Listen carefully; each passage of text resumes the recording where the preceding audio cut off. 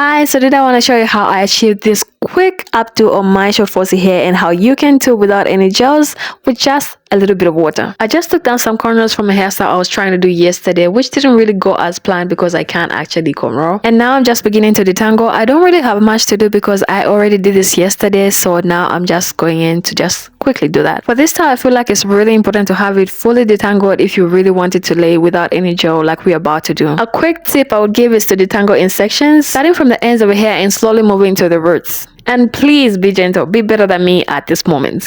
There are a lot of misconceptions of what it means to have or take care of natural hair. And I am now just learning that it's not as time consuming or as daunting as it's been made to seem. And part of that maybe has something to do with the fact that I've learned more about my hair now than I used to know a few years ago. Like how I've learned that water would just sit on my hair like this until I actively pat it in. The girls call it low porosity, so I just actively squeeze it in there so that it softens up my hair and I can detangle it properly. This is also a good time to add on a leave-in conditioner right after spraying the water, but I'm not doing that because I already did it yesterday. And my hair is not as tangled really. That's why my focus is mainly on the ends when spraying the water, because that part dries up the most. And it's also a great idea if you're just trying to minimize the amount of shrinkage that you get. But that's not why I did it, and as you'll see shortly, my hair doesn't care. I feel like my hair will shrink at the sound of my voice or anything really, and that's just something that I've made peace with. A long time ago, I used to hate it and I would comb through dry hair just to try and avoid it. I really don't care and I have made peace with it. We can coexist. And sometimes I really like how deceptive it can be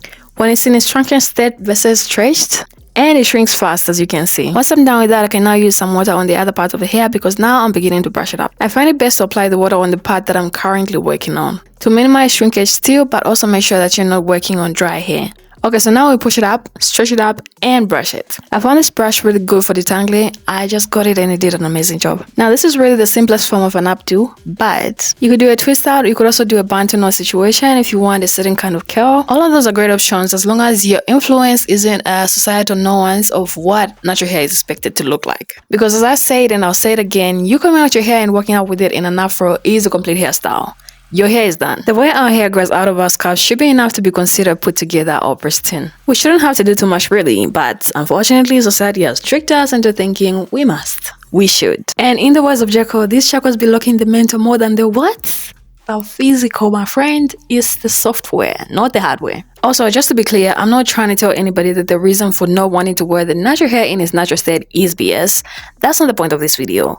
What I hope to do, however, is show that we don't actually need much, but we can only understand that if we free our minds. Until then, nothing changes if we don't. If you're just starting to wear your hair out, basic styles like this are great and would not overwhelm you. And I would also suggest you get on Pinterest, TikTok, YouTube, and learn from people with your hair type and your hair length. Yours. Not the one you wish it was or the one with the "my hair could never" comments. Also, can we stop doing that? Or at least reserve that comment for people that have actually spent a good time wearing their natural hair in their lifetime. Because most of us haven't actually spent a good amount of time with our hair to know what it can and cannot do. We just look at things and think, oh no, no, not me. I've seen like really beautiful wash and goes on fussy hair and somebody would comment, oh, my hair could never be that defined. If that fussy, then mine should be fussy. No girl, your hair is just not moisturized. I don't mean to shame anybody really. I have left those kind of comments myself before, but I'm just trying to be better now. But sometimes the fussy that we're told is fussy is never actually fussy in these videos because they just say that to try and up their views. They know how much people with fussy hair complain about styling their hair, so they feel like whenever they say that and their definition is that different, everybody will want to watch them. And it works a lot of times, unfortunately. But it's extremely deceptive and will frustrate a lot of people that are trying to learn their hair for the first time. Because our hair will never just look like that. But it's okay because it can look a million other beautiful ways as well too. Another thing I think we should do is be a little more patient with our hair and also have reasonable expectations. You cannot try to style your hair for the first time in 10 minutes for an event and get frustrated that it didn't come out the way you planned it to. We don't actually hold such expectations for any other thing in our lives. I mean, you wouldn't wake up for 10 minutes and be frustrated that you don't have abs at the end of the session. You just started. But somehow it's normal to demand so much of our hair. And I also feel like we should try to do these hairstyles when we have time. Don't wait until the last 10 minutes before you have to step out to learn that Pinterest hairstyle you pinned. Because 9 times out of 10, it's not going to work out on the first try. The corners I just took down before the beginning of this video are from a hairstyle I was trying to learn yesterday. But because I'm not really that good at cornrows, it didn't turn out great. But that's okay. I mean, I still wish it turned out great. But because I wasn't going anywhere, I was okay with just letting it be for now and revisiting it later in the future maybe. And that's not a luxury you have when you have 10 minutes left before work.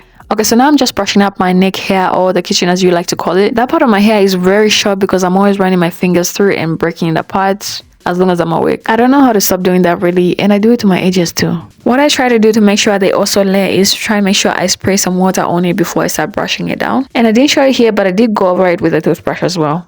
And once I'm done, I fluff out the top part. And what I'm doing here is what I've been doing every single day for the duration of this hairstyle. I'm on day 5. I'm hopefully going to take it up to day 7. So every morning I just spray some water, fluff it up and brush the ends up. Then put on a scarf to help everything sit. It shouldn't take so long, 5 or 10 minutes is enough. So go on and bath, eat, do whatever you need to do. Basically just leave it on until you're ready to step out. And when you are ready, all you have to do is just take it off and then fluff your hair out because you just want to make sure that it's sitting right. So just go in with your hands and begin to fluff it and shape it how you want. And I like this look after using a scarf because all the bits of hair are now seated. So even when I'm fluffing it out like this, I'm not actually messing up anything. It's just to add a little more volume. And just like that, you are ready for the world. But a much bigger question will be, is the world ready for you? Because look at you. Look at you. You can never convince me Foxy hair is not beautiful. I'm sorry. Also, what I've shown in this video is the most I've had to do to my hair since 5 days ago. For the rest of the days, I put on a scarf, go to bed, wake up in the morning, spray some water, brush the sides up, fluff the top part out. With just my fingers, no comb at all. And every single day is just as good as day 1, but this time costing you less time. So natural hair isn't actually that hard to take care of now, is it? The only thing I would say I haven't quite figured out how to do quickly with my natural hair is detangling. That takes up the most of my time. But then again, it's something I only do once a week, so it's still very doable. Look at the hair though. I really love thick hair, and I pray God blesses me with even thicker hair because I would take thickness over length any time of the day. But yeah, I hope you enjoyed this bit. I had an amazing time making this.